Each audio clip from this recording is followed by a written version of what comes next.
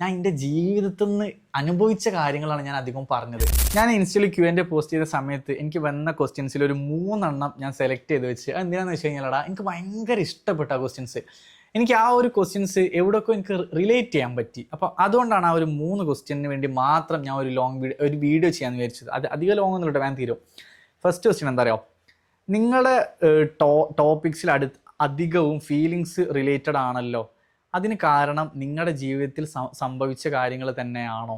To be honest, yes. എൻ്റെ ടോപ്പിക്സിൽ അല്ലെങ്കിൽ ഞാൻ പറയുന്ന കോണ്ടൻസിൽ 99.9% കാര്യങ്ങളോട് എൻ്റെ ജീവിതത്തിൽ സംഭവിച്ച കാര്യങ്ങൾ തന്നെയാണ്. ഞാൻ ഓൾറെഡി കഴിഞ്ഞ വീഡിയോയിലൊക്കെ പറഞ്ഞിട്ടുണ്ട്. ഞാൻ വേറൊരു ക്രിയേറ്ററിൻ്റെ പേജ് നോക്കിയിട്ട് കോപ്പി അടിക്കാൻ അല്ലെങ്കിൽ വേറൊരു ഇൻഫ്ലുവൻസർ പറഞ്ഞ കാര്യം റീക്രിയേറ്റ് ചെയ്യാനോ ഞാൻ ശ്രമിച്ചിട്ടില്ല.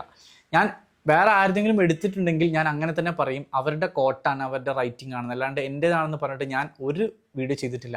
ഞാൻ പറയുന്ന എല്ലാ കാര്യങ്ങളും 99.9% കാര്യങ്ങളും എൻ്റെ സ്വയം ലൈഫിൽ നടന്ന എക്സ്പീരിയൻസും തോട്ട്സും എൻ്റെ പോയിന്റ് ഓഫ് വ്യൂവിൽ വന്ന കാര്യങ്ങൾ തന്നെയാണ്. അതുകൊണ്ട് തന്നെ ഞാൻ വിശ്വസിക്കുന്ന ഒരു കാര്യമുണ്ട്, അത് കുറേ ആളുകൾക്ക് റിലേറ്റ് ചെയ്യാൻ പറ്റുന്നുണ്ട്, ആക്സെപ്റ്റ് ചെയ്യാൻ പറ്റുന്നുണ്ട്, ഷെയർ ചെയ്യുന്നുണ്ട്. കാരണം അതിലൊരു 1% പോലും കളവില്ലടാ. ഞാൻ എൻ്റെ ജീവിതത്തിൽ നിന്ന് അനുഭവിച്ച കാര്യങ്ങളാണ് ഞാൻ അധികം പറഞ്ഞത്. അതുകൊണ്ട് ഞാൻ വിചാരിച്ചതിനേക്കാൾ കൂടുതൽ ആക്സെപ്റ്റൻസ് എനിക്ക് കിട്ടി, അൽഹംദുലില്ലാ. രണ്ടാമത്തെ ക്വസ്റ്റ്യന്, നിങ്ങളുടെ ജീവിതത്തിലെ ഗുഡ് ഫ്രണ്ട്സിനെയും ബാഡ് ഫ്രണ്ട്സിനെയും എങ്ങനെയാണ് നിങ്ങൾ തിരിച്ചറിഞ്ഞത്? ഈ ക്വസ്റ്റ്യനിലെ ഒരു തെറ്റ് എന്താണെന്ന് വെച്ച് കഴിഞ്ഞാൽ, ബാഡ് ഫ്രണ്ട്സ് എന്ന് പറയുന്ന ഒരു കാറ്റഗറി ഇല്ലടാ. ഫ്രണ്ട്സ് ഒന്നേ ഉള്ളൂ, അത് നല്ല ഫ്രണ്ട്സാണ്. അപ്പം എൻ്റെ ജീവിതത്തിൽ ചോദിച്ചു കഴിഞ്ഞാൽ സിറ്റുവേഷൻസ് ആണ് നമുക്ക് കാണിച്ചു തരിക, അവർ ഫ്രണ്ടാണോ ഫ്രണ്ട് അല്ലേ എന്നൊക്കെ. ഞാൻ മനസ്സിലാക്കിയത്, എന്നെ യൂസ് ചെയ്ത കുറേ ആളുകളുണ്ട്, ആവശ്യങ്ങൾക്ക് വേണ്ടി മാത്രം എന്നെ ഉപയോഗിച്ച കുറച്ച് ആളുകൾ. ഞാൻ അവരൊക്കെ ഫ്രണ്ട്സായിട്ട് കരുതിയിരുന്നു. പക്ഷെ പിന്നീട് സാഹചര്യങ്ങൾ എനിക്ക് മനസ്സിലാക്കി തന്നു അവരെൻ്റെ ഫ്രണ്ട്സ് അല്ല. അതേ സ്ഥാനത്ത് എൻ്റെ ഫ്രണ്ട്സ് എപ്പോഴും എന്നെ കുറിച്ച് പറയുന്നൊരു കാര്യമുണ്ട്, ഞാൻ ഫോൺ വിളിച്ചാൽ എടുക്കൂല, ഞാൻ തിരിച്ച് വിളിക്കാമെന്ന് പറഞ്ഞാൽ തിരിച്ച് വിളിക്കൂല, ഞാൻ മെസ്സേജ് അയച്ചാൽ റിപ്ലൈ ചെയ്യൂല, ഞാൻ മെസ്സേജ് ഓപ്പൺ പോലും ചെയ്യില്ല, ഓപ്പൺ ചെയ്ത മെസ്സേജ് കണ്ടു കഴിഞ്ഞാൽ പോലും ഞാൻ റിപ്ലൈ ചെയ്യില്ല. ഇതൊക്കെ എൻ്റെ ഫ്രണ്ട്സ് സ്ഥിരമായിട്ട് പറയുന്ന കാര്യമാണ്. പക്ഷെ എങ്കിൽ പോലും ഇതെല്ലാം ചെയ്യുന്ന എന്നെ ഇങ്ങോട്ട് വീണ്ടും വീണ്ടും റിപ്പീറ്റഡ്ലി വിളിച്ച് എൻ്റെ കാര്യങ്ങൾ അന്വേഷിച്ചൊക്കെ നിൽക്കുന്ന കുറച്ച് റിയൽ ഫ്രണ്ട്സ് എൻ്റെ ജീവിതത്തിലുണ്ട്.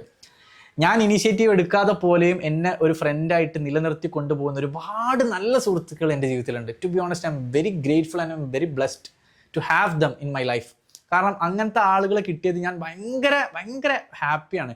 ഞാൻ പറയുന്നത്, ഞാൻ അത്ര ഇനീഷ്യേറ്റീവ് എടുക്കുന്ന ഒരാളൊന്നല്ല. അത് അറിഞ്ഞിട്ട് പോലും ഇവർ ഇടയ്ക്ക് എന്നെ കാണുമ്പോൾ ഇങ്ങനെ പറയും, ഓ വിളിച്ചാൽ ഫോൺ എടുക്കുന്നില്ല. പക്ഷെ എങ്കിൽ പോലും അവർ വീണ്ടും വിളിക്കറാ, പിന്നെ വിളിച്ചിൻ്റെ കാര്യങ്ങളൊക്കെ അന്വേഷിക്കും. ഞാൻ എത്ര ഫോൺ എടുത്തില്ലെങ്കിലും ഏതെങ്കിലും ഒരു ഫോൺ എടുക്കുന്ന ഒരു ഹോപ്പിൽ അവർ വീണ്ടും വിളിക്കും. അങ്ങനത്തെ കുറച്ച് ജെംസിനെ എനിക്ക് എൻ്റെ ലൈഫിൽ കിട്ടിയിട്ടുണ്ട്. അതിൽ ഞാൻ ഭയങ്കര ഹാപ്പിയാണ്. പിന്നെ ഇതെങ്ങനെ കണ്ടെത്താൻ പറ്റും, ഒരു നല്ല സുഹൃത്തുക്കളെ എങ്ങനെ കണ്ടെത്താൻ പറ്റും എന്ന് ചോദിച്ചു കഴിഞ്ഞാൽ, സിറ്റുവേഷൻസ് കാണിച്ചു തരും. നിങ്ങൾ എത്രത്തോളം അതിൽ നിൽക്കുന്നു അതിനനുസരിച്ച് ഓരോ സിറ്റുവേഷൻസ് സംഭവിക്കും. ആ സാഹചര്യങ്ങൾ നിങ്ങൾക്ക് മനസ്സിലാവും ഫ്രണ്ടാണോ ഫ്രണ്ട് അല്ലേന്ന്. ആൻഡ് ലാസ്റ്റ് ക്വസ്റ്റ്യൻ, മൂന്നാമത്തെ ക്വസ്റ്റ്യൻ എന്താ വെച്ച് കഴിഞ്ഞാൽ, ലൈഫിൽ ചെയ്താൽ മതിയായിരുന്നു അല്ലെങ്കിൽ ചെയ്യേണ്ടില്ലായിരുന്നു എന്ന് തോന്നിയ കാര്യങ്ങൾ എന്തൊക്കെ? ഇതാണ് മൂന്നാമത്തെ ക്വസ്റ്റ്യൻ. ഇതിൽ കുറേ ആൻസേഴ്സ് ഉണ്ട്, പക്ഷെ എനിക്കെല്ലാം പറയാൻ പറ്റില്ല. ഞാൻ ഓരോന്നിലും ഓരോ കാര്യം പറയാം. ചെയ്താൽ മതിയായിരുന്നു എന്ന് തോന്നിയൊരു കാര്യം എന്ന് പറയുന്നത്, ഇംഗ്ലീഷ്. ലൈക്ക് ഞാൻ ഇംഗ്ലീഷ് പറയും, എനിക്ക് ഇംഗ്ലീഷിൽ വീഡിയോ ഷൂട്ട്സ് ഉണ്ടാവാറുണ്ട്, പോഡ്കാസ്റ്റ് ഉണ്ടാവാറുണ്ട്, ആങ്കറിങ് ഒക്കെ ഉണ്ടാകാറുണ്ട്. പക്ഷേ എനിക്ക് ഇംഗ്ലീഷ് ഇപ്പോഴും ഫ്ലുവൻ്റായിട്ട് സംസാരിക്കാൻ പറ്റുന്നില്ല. അതിന് കാരണം എന്താണെന്ന് വെച്ച് കഴിഞ്ഞാൽ, ഞാൻ അതിനുവേണ്ടി ഒരുപാട് ശ്രമം അന്നൊന്നും നടത്തിയിട്ടില്ലായിരുന്നു. അതായത് എനിക്ക് ഒരുപാട് സമയങ്ങൾ, ഇപ്പോൾ നമ്മൾ പഠിക്കുന്ന സമയം അല്ലെങ്കിൽ അല്ലാന്നുണ്ടെങ്കിൽ ഇപ്പോൾ കോളേജിലൊക്കെ ഒരുപാട് പ്രോഗ്രാംസ് ഇവൻസിലൊക്കെ ഇംഗ്ലീഷ് വെച്ചിട്ട് നമുക്കൊന്ന് ട്രൈ ചെയ്യാമായിരുന്നു. എനിക്ക് അങ്ങനെ ചെയ്യാമായിരുന്നു. പക്ഷെ ഞാൻ അന്നത്ര ഒരു ഇമ്പോർട്ടൻസ് കൊടുത്തിട്ടില്ല. അപ്പം അത് അന്ന് ചെയ്താൽ മതിയായിരുന്നു എന്നെനിക്ക് തോന്നിയിട്ടുണ്ട്. കാരണം ചില സമയത്തൊക്കെ ചില ആളുകളോട് സംസാരിക്കും, അവർ ഭയങ്കര ഫ്ലുവൻ്റായിട്ട് സംസാരിക്കും. അപ്പോൾ ഞാൻ വിചാരിക്കുമ്പോൾ ഒന്ന് ശ്രമിച്ച്, പക്ഷേ ഞാൻ ഇപ്പോഴും അതിനുവേണ്ടി ട്രൈ ചെയ്യുന്നുണ്ട്. പിന്നെ ചെയ്യേണ്ടില്ലായിരുന്നു എന്ന് തോന്നിയ കാര്യം, ഒരു സമയത്ത് എൻ്റെ കാര്യങ്ങളെക്കാളും എൻ്റെ ഫാമിലീൻ്റെ കാര്യങ്ങളെക്കാൾ കൂടുതൽ ഞാൻ പ്രയോറിറ്റി കൊടുത്തത് എൻ്റെ ഫ്രണ്ട്സിൻ്റെ കാര്യങ്ങൾക്ക് വേണ്ടിയിട്ടായിരുന്നു. അത് വേണ്ടായിരുന്നു എന്നെനിക്കിപ്പോൾ തോന്നുന്നുണ്ട്. അതുകൊണ്ട് തന്നെ ഇപ്പോൾ ഞാൻ എൻ്റെ കാര്യങ്ങൾക്കും എൻ്റെ ഫാമിലീൻ്റെ കാര്യങ്ങൾക്കും തന്നെയാണ് കൂടുതൽ പ്രയോറിറ്റി കൊടുക്കുന്നത്.